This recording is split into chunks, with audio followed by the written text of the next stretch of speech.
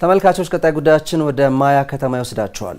በማያ ከተማ መስኖ አምራች አርሶ አደሮች የተለያዩ ምርቶችን በማምረት ተጠቃሚ የሆኑ ናቸው።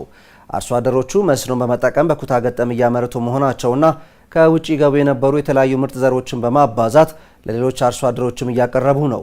በማያ ከተማ ከ8000 በላይ ሄክታር መሬት በበጋ ስንዴና በተለያዩ የጓሮ አትክልቶችን በመስኖ ልማት ተሸፍነዋል። ተሾመ ኃይሉ ከሐረማያ ፋና ኤፍኤም ተጨማሪ ዘገባ ልኮልናል። የግብርና ምርትና ምርታማነትን ለማሳደግና አርሶ አደሩ ከዝናብ ጠባቂነት በተላቀቀ መልኩ በአመት 2 እና 3 ጊዜ የመስኖ ውሃን በመጠቀም ማምረት እንዲችል በሀገር አቀፍ ደረጃ ለመስኖ ልማት ስራ ልዩ ትኩረት ተሰጥቶታል። መንግስትም በየአካባቢው ከአነስተኛ እስከ ትላልቅ የመስኖ ልማት ፕሮጀክቶችን እየገነባ ሲሆን አርሶ አደሩም በአካባቢው የሚገኙ የውሃ ሀብቶችን በመጠቀም በመስኖ ልማት ላይ በመሳተፍ ተጠቃሚ እየሆነ ይገኛል። የማያ ከተማ አዴሌ ክፍለ ከተማ አርሶ አደሮችም በመስኖ ልማት በመሳተፍ ባለፉት አመታት የተለያዩ ምርቶችን በማምረት ተጠቃሚ መሆናቸውን ይገልጻሉ።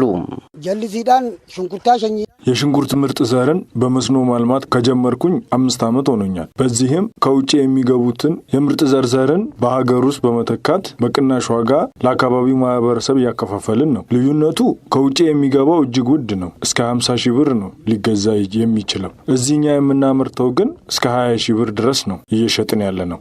የአካባቢው ሰውም በዚህ ዋጋ እየወሰደ በመስኖ ልማት ሽንኩርትን እያለማን ይገኛል። ቢቲቱን ጉቱን አካሲ ጎረቴ ደለገቲ ግርቲ የቹ ሞቱማን ከኛ ገቡቴ ተርቲሞተን አካይ ደሞ ቦኔ ንጎርቲዜ መንግስት ይህንን የግብርና አቅጣጫ ወደ ታች ከማውረዱ በፊት አትክልቶችን እናመርት ነበር። አሁን ግን የበጋ ስንዴ ልማትን ተመልክተን በመስኖ በጋውን ስንዴ እያለማን እንገኛለን። አሁን በዚህ በምታዩት መሬት ላይ ሴቶችን ጨምሮ 180 ሰዎች በማህበር ተደራጅቶ እየሰሩ ይገኛሉ።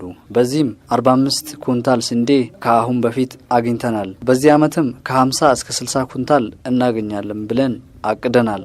ወልዲያን ይዘጃረምኔ አካዚ ደለጎ ጅራማን አርሶ አደሮቹ የተለያዩ አትክልቶችን ከማምረት በተጨማሪ ባለፉት አመታት ስንዴንም በበጋ መስኖ ማምረት በመጀመራቸው በህይወታቸው ላይ ለውጥ ማየታቸውን ነው የሚገልጹት። አርሶ አደሮቹ ለበጋ መስኖ ስራቸው ጥልቅ ጉድጓድ በመቆፈር ውሃ በሞተር እየሳቡ እንደሚያከናውኑና ምርቶችንም በተበጣጠሰ መልኩ ሳይሆን በኩታ ገጠም አንድ ላይ የሚያመርቱ በመሆናቸው የተሻለ ምርት በማምረት ከገበያ አንጻርም ተጠቃሚ መሆናቸውን ገልጸዋል። ቦቱማንማ ወረብጂ ጠቅላይ ሚኒስትራችን ከጠባቂነትና ጥገኝነት መላቀቅ አለብን ካለ በኋላ ሰርተን ተለውጠን ለሀገርም መትረፍ ነው አላማችን። በዚህም ሰርተን ምግባችንና ገበያችንን አግኝተናል። ለምሳሌ እኔ ባለፈው አመት ያመረትኩትን ምርት በአጠገባችን ለሚገኘው የዱቄት ፋብሪካ አቅርቤ መሸጥ ችያለሁ። አካዚት በቃት ደለጋጅ ለጁ ሞቶ ለዲሉ ትላስተር ዩኒቨርሲቲ አካዚት ትላስተር አንጋ በማህበር ተደራጅተን ስራውን በክላስተር ነው እያለማን ያለነው። የሐረማያ ዩኒቨርሲቲ የሙያ ስልጣና ሰጥቶናል። እኛም በወሰድነው ስልጣና መሰረት ከውጪ የሚገባውን ዘር ለማስቀረት አስፋፍተን እየሰራን እንገኛለን። እስካሁን ባለው ሂደት ብዙ ለውጥ አግኝቻለሁ። ከዚሁ የወተት ላሞችን ገዝቼ ወተት አከፋፍላለሁ። በተጨማሪም ባለ 3 እግር ተሽከርካሪ ገዝቼ ተጨማሪ ገቢን አግኝቻለሁ። ባጃጅ ለራብተደ ያ ኤጉመሲ ተነጎነ የማያ ከተማ እንደ ሐረማያና አዴሌ ሐይቆች ያሉበት እንደመሆኑ መጠን አርሶ አደሩ ጥልቅ ጉድጓዶችን በመቆፈር ውሃ በሞተር በመሳብ በመስኖ ልማት በስፋት ሲሳተፍ ቆይቷል። ከዚህ ቀደም ችግር የሆነበት ለሞተሩ ይጠቀምበት የነበረውን ቤንዚን እንደ ልብ ያለ ማግኘት ችግርን ለመቅረፍም በናፍጣ የሚሰሩ የውሃ መሳቢያ ሞተሮችን እንዲያገኝ የከተማው ግብርና ጽሕፈት ቤት ሲሰራ ቆይቷል። እንደ ማያ ከተማ ዋና ስራችን እኛ መስኖ ላይ ነው። መስኖ ደግሞ ብዙ ጥቅም አለው። ዘርፈ ብዙ ጥቅም አለው ማለት ነው። አንድ ዙሩን በማብዛት የእርሻችን የምርታችን ዙር በማብዛት ምርታችን እንዲያድግ ያደርጋል ማለት ነው። አንደኛ ዙር፣ ሁለተኛ ዙር፣ ሶስተኛ ዙር እያልን ዙሩን ስናበዛ ምርቱም እንደዛው እየበዛ ስለሚሄድ ትኩረት አድርገን እየሰራንበት ያለ ነው። ከክረምቱ በላይ እንደማያ መስኖ ላይ ነው።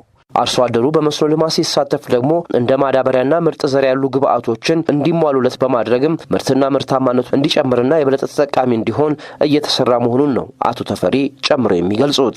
ጎላችን የመጨረሻ እንትናችን መዝራት ሳይሆን ምርትና ምርት ማሳደግ ነው። ምርትና ምርት ደግሞ ስለ ዘራን ብቻ ማግኘት አንችልም። ግብአቶችን ማግኘት አለበት ገበሬው። ግብአት እንደ ማዳበሪያ ያሉትን ዘር፣ የድንች ዘር የተሻሻሉትን ለነሱ የሚያስፈልጉ ደግሞ የውሃ ሞተሮችን ፓምፕ ማለት ነው። እነዛን ሁሉ አስገብተን ነው ምርትና ምርታቸውን እንዲያድግ እያደረግን ያለ ነው። ምርጥ ዘር የምናገኘው ከሀረማያ ዩኒቨርሲቲ ጋር ቅንጅት በማድረግ ከነሱ እየወሰድን ገበሬ ጋር እንዲባዛም በማድረግ ሁሉም ገበሬ ጋር እንዲዳረስ እያደረግን ነው። እንደ ማዳበሪያ ዩኒየኖች አሉን። 2 ዩኒየን ስላለን እድለኞች ነን። እንደ ሌላ ቦታ ገበሬው እየተቸገረ አይደለም።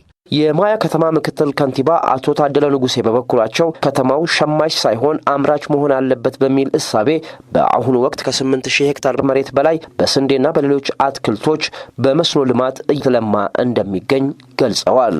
መንግስት ካስቀመጠው አቅጣጫ ከተማ ገዢ መሆን የለባትም፣ ከተማ አምራች ነው መሆን ያለባት በሚል እሳቤ እንደ ከተማችን 8950 ለእርሻ የሚውል መሬት አለን። የበጋ እርሻ የሚውል ከዚህ ውስጥ 8954ቱን ከ100% በላይ ለእርሻ አውለን ታርሶ በአሁኑ ጊዜ እንደምታዩት ተዘርቶ ነው ያለው። ከዚህ ውስጥ 132ቱ የበጋ ስንዴ ነው ማለት ነው።